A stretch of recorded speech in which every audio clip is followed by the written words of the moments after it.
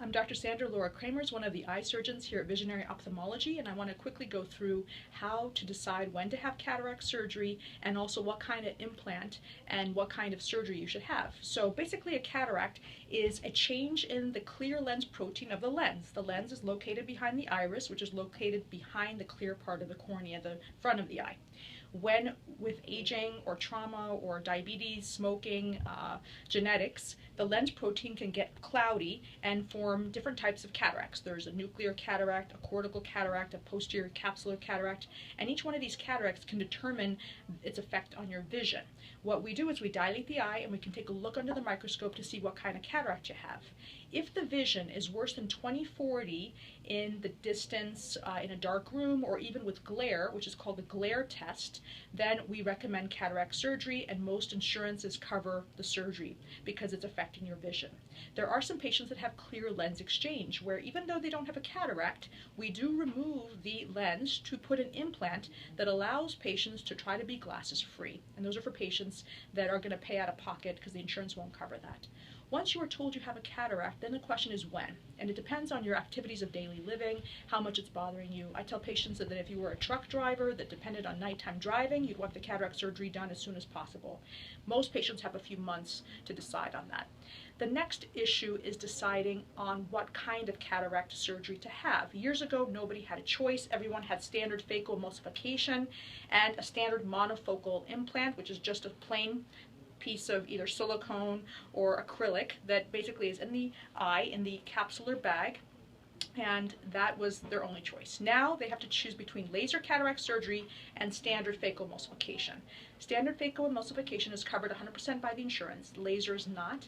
The laser is called a femtosecond laser, which helps us decrease the overall energy, the ultrasound energy of phacoemulsification that's pumped into the eye.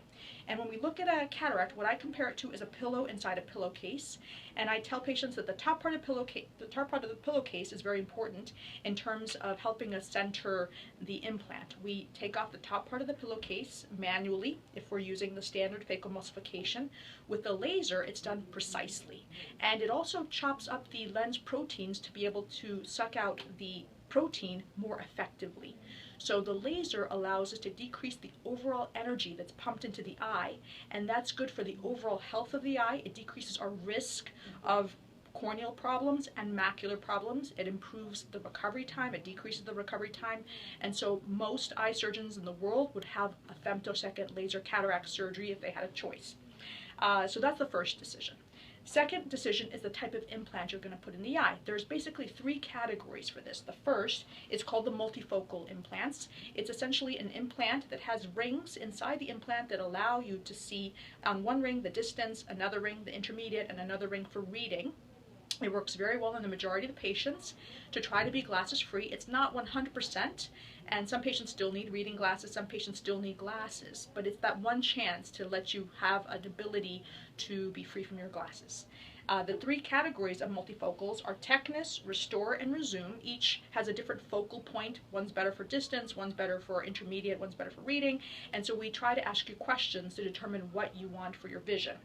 The downsides of the multifocal lens are, in some patients, there can be halos and glare that last more than a few months. Most of people's brains will accommodate to that halo and glare, but in a few it still is debilitating and needs to be addressed, and that's very rare. The second category is called the accommodating lens, which includes the crystal lens and the true line. This type of implant is essentially a monofocal type of implant that moves back and forth inside the eye. The true line corrects for astigmatism, and astigmatism means that the front surface of the cornea, instead of being shaped like a basketball, is shaped like a football. And astigmatism will distort your vision after cataract surgery. So our goal is to decrease as much astigmatism, if not all of it, after cataract surgery, and the true line allows us to do that. The accommodating lens are for patients that have any type of macular problems. They want to be glasses free or have that chance, but they have either a epiretinal membrane or macular degeneration or macular changes, or they've had previous refractive surgery. And so those are patients that we'd recommend the accommodating lens. The downside of the accommodating lens is that there is some controversy as to how effective it is in the long term. Some patients, the capsular bag is like saran wrap, it'll kind of come around the implant and may restrict its movement, so just to be aware of that. The third category is called the toric lens. The toric lens corrects just for astigmatism, which basically means that you'll still need reading glasses, but you will not necessarily have to worry about astigmatism for the distance, and so you'll be usually glasses free for the distance, although no guarantees with any of these implants. So those are things I wanted to mention to you. If you have any questions, feel free to email me at drdrkramers@visionareyedoctors.com. Thank you for your time.